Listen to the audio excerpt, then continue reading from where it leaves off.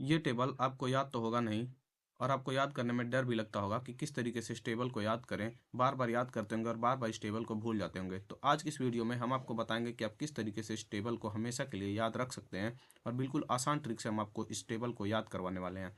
तो इसके लिए आपको सबसे पहले यहाँ पे 0 डिग्री में 0 लिखना होता है, और फिर यहाँ पे 1, यहाँ पे 2, यहाँ पे 3 और यहाँ पे 4। इस तरीके से आपको यहाँ पे काउंटिंग लिख लेनी होती है 0 से 4 तक। अब आपको यहाँ पे सभी को 4 से डिवाइड कर देना होता है। यहाँ पे आप सभी को 4 से डिवाइड कर लेंगे। यहाँ पे भी सभी वैल्यूज़ को आपको 4 से डिवाइड करना होगा। 1 बाई 1 आप सभी को यहाँ पे 4 से डिवाइड करेंगे। और इसके बाद अब आपको सभी वैल्यूज़ का जो है रूट वैल्यू ले लेना होगा। तो यहाँ से आप सभी पर रूट लगा देंगे इस तरीके से।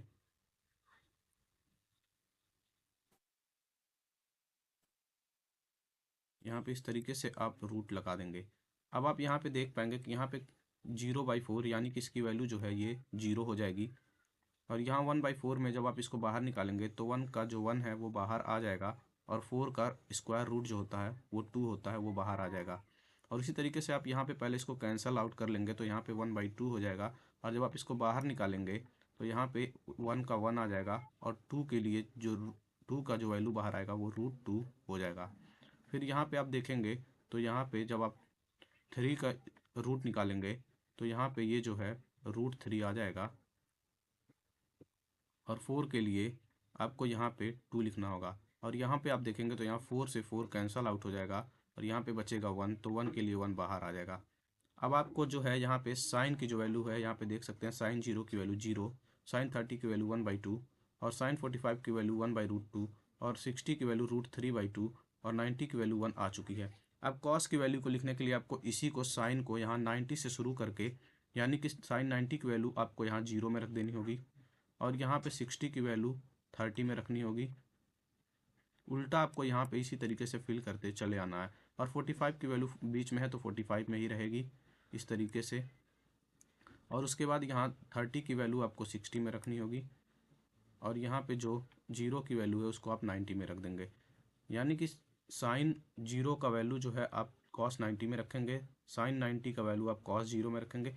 ये जो वैल्यू है इधर से 0, 30, 45, 60, 90 साइन की वैल्यू है, और जब आप 90 से शुरू करके इसको फिल करते उल्टा चले आएंगे तो ये कॉस की वैल्यू हो जाएगी। अब अगर आपको टेन की वैल्यू लिखनी है तो टेन आपको पता होगा कि टेन जो होता है वो साइन और अपॉन में कॉस होता है, साइन अपॉन कॉस टेन होता है। तो फिर साइन अपॉन कॉस 0/1 जब आप करेंगे तो ये 0 हो जाएगा। फिर यहाँ से जब आप इसको डिवाइड करेंगे 1/2 को √3/2 से, तो ये 1/√3 आ जाएगा। और फिर यहाँ पे 1/√2 और 1/√2 आप करेंगे तो ये 1 आ जाएगा।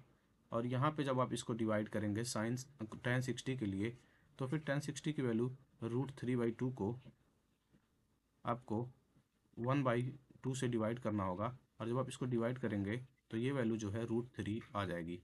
और यहाँ पे ये जो 1/0 होगा इसकी वैल्यू अनडिफाइंड, या फिर आप इन्फिनिटी इसको लिख सकते हैं इस तरीके से। अब ये हो गई साइन कॉस और टेन की वैल्यू। अब कॉसेक की वैल्यू जो होती है वो 1/साइन होती है। इसको हम लिखते हैं 1/साइन, यानी कि इसका रेसिप्रोकल इसका उल्टा होता है। तो इसका उल्टा लिखने के लिए आपको साइन की वैल्यू को इस तरीके से लिखना होगा, 1/0 लिखेंगे आप, तो ये भी वैल्यू जो है ये अनडिफाइंड आ जाती है, या फिर आप इसको इन्फिनिटी लिख सकते हैं। फिर यहाँ पे साइन को उल्टा कर देंगे आप, 1/2 को जब आप उल्टा करेंगे तो ये 2 हो जाएगा। फिर 1/√2 को आप उल्टा करेंगे तो ये √2 हो जाएगा। उसी तरीके से जब आप साइन 60 की वैल्यू को उल्टा करेंगे तो ये जो वैल्यू है ये 2/√3 निकल करके आ जाएगी। और उसी तरीके से यहाँ 90 की वैल्यू जो 1 है, 1 को आप उल्टा करेंगे तो भी वो 1 ही रहेगा। उसी तरीके से सेक की वैल्यू जो होती है वो 1/कॉस होती है।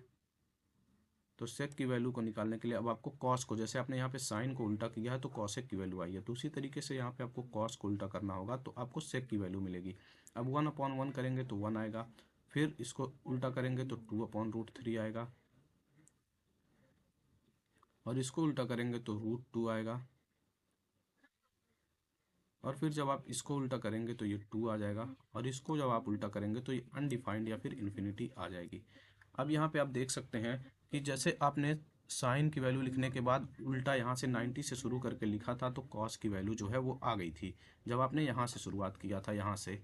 तो यहाँ से आपने उल्टा जब लिखना शुरू किया था तो ये कॉस की वैल्यू आ गई थी। उसी तरीके से अगर आप कॉसेक की वैल्यू को ध्यान से देखें और सेक की वैल्यू को ध्यान से देखें, इन दोनों वैल्यूज़ को अगर आप देखेंगे तो यहाँ पे आप देख सकते हैं कॉसेक की जो वैल्यू है, इसी को जैसे यहाँ साइन का उल्टा कॉस लिखा गया था, उसी तरीके से कॉसेक की वैल्यू सेक भी लिखी गई है। तो आप दोनों तरीके से भी कॉसेक की वैल्यू और सेक की वैल्यू लिख सकते हैं। अब उसके बाद कॉट की वैल्यू लिखने के लिए आपको टेन का उल्टा लेना होता है। टेन का उल्टा लेंगे तो आपको यहाँ पे जीरो का उल्टा यहाँ पे अनडिफाइंड या फिर इन्फिनिटी आ जाएगी, क्योंकि 0/1 अनडिफाइंड होता है। और यहाँ पे आपका जो वैल्यू है वो √3 आ जाएगा, और यहाँ पे आपकी वैल्यू 45 की 1 ही रहेगी। और यहाँ पे जो वैल्यू है वो √3 की जगह पे 1/√3 हो जाएगी, क्योंकि हमें उसका उल्टा लेना है। क्योंकि इसके √3 के नीचे 1 होगा तो हम उसको उल्टा करेंगे तो 1/√3, और जीरो की वैल्यू जो है वो जीरो ही आ जाएगी। तो इस तरीके से जो है आप इस टेबल को याद रख सकते हैं। और आई होप आपको वीडियो पसंद आया होगा। अगर वीडियो पसंद आया हो तो वीडियो को लाइक करना और अपने दोस्तों में शेयर करना बिल्कुल ना भूलें।